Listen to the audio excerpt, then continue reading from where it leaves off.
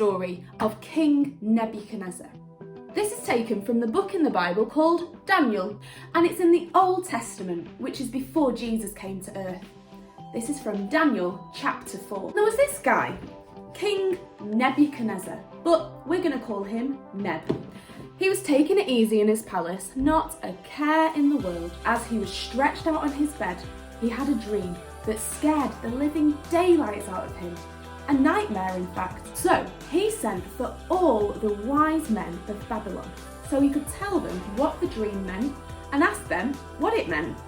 So they all got together, all these wise people, magicians, enchanters, fortune tellers, witches, and Neb told them the dream.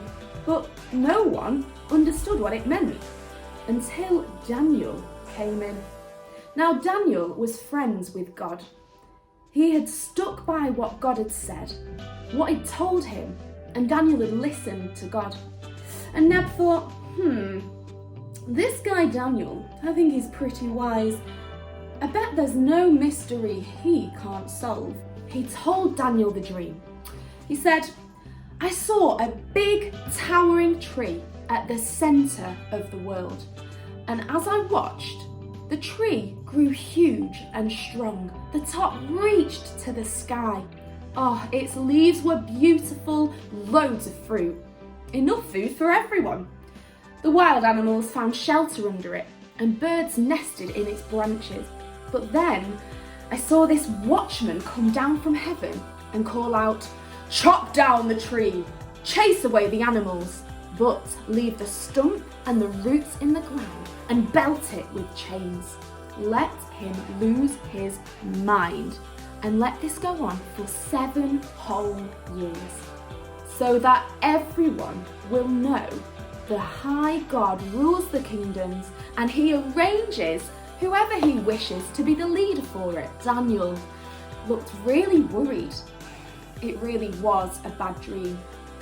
He said a prayer and asked God what it meant, because all Daniel's wisdom came from God. Daniel said to Neb, Neb, you are the tree in this dream. You are great and strong and powerful, but you've got a little bit too big for your boots.